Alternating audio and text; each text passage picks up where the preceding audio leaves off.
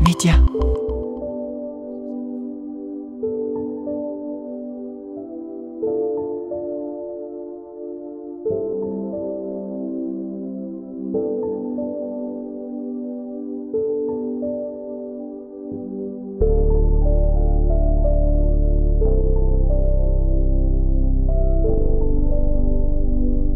On ne travaille pas la question de l'égalité entre les hommes et les femmes, ni en Belgique, ni ailleurs, donc dans les secteurs de la coopération.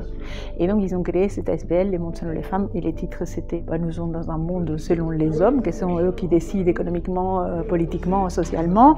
Alors qu'est-ce que ce serait un monde selon les femmes, plus inclusif, égalitaire, etc.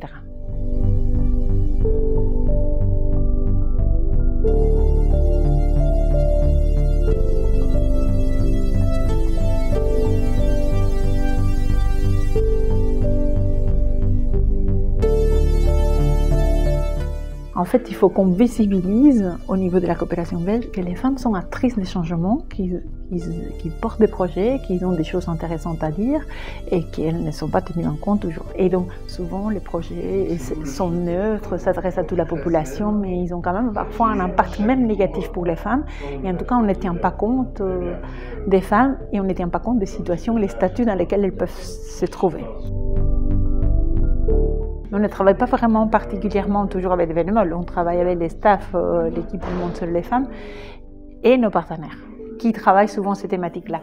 Si on est en train de travailler avec masculinité, on va voir qui de nos partenaires dans les différents pays travaille ces questions-là. Parce que ce qui est riche pour nous, c'est de croiser le regard du Sénégal, de l'RDC, de l'Amérique latine avec la Bolivie et le Pérou.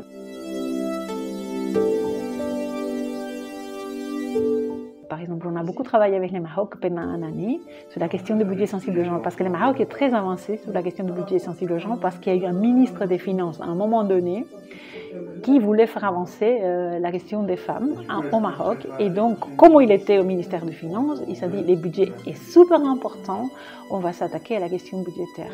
Et donc, ça a été parmi les premiers pays à avancer, à produire des outils pour travailler sur la question budgétaire avec une sensibilité du genre.